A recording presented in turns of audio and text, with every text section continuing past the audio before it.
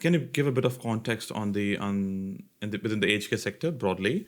That what are things which have happened in the last decade and a half, through the Royal Commission, and what things came out, and what are the key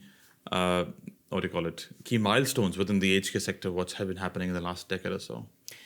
So I can give the perspective of me and how, because I've literally been in the industry now for 10 years. So when I came on board, there was an incredibly great research released by FECA, which was looking at the research gaps in regards to multicultural seniors. That was in 2015.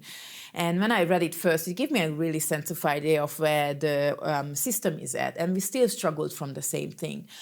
Communities not able to understand and navigate the system, seniors not catered with language-wise, dietary-wise, cultural-wise. And there was just like a whole heaps of information where I thought, well, I can see that the need and the will was there to change. Hopefully we can make some changes. And this is why Minister Ken Wyatt's work in those early days were really, really great, and really gave me good hope that, wow, we have a minister that is listening. We have now the diversity framework. We were all consulted. He was flying all around the country, and we didn't just develop one for multicultural, but we had for LGBTI, we have for other major groups to make sure that we can do better in the industry. And I am for that. That's my mantra. Let's do better for our communities in our industry.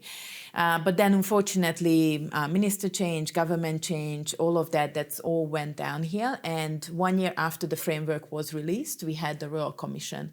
Now, the Royal Commission was needed. I truly think that the industry haven't had a big on their shoulder to we need to do better.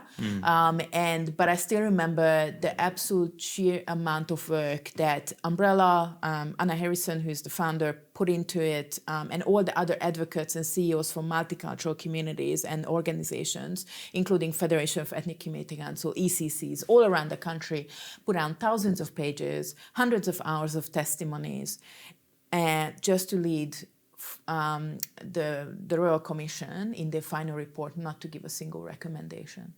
And I think that's single-handedly the biggest tragedy for multicultural communities when it comes to the current aged care system. Because of that, the people in decision-making power got the green light.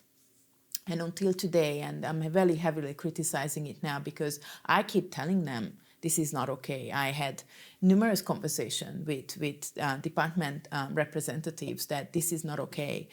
Just in the last 12 months, I had interactions with the department that was questionable when it comes to multicultural needs.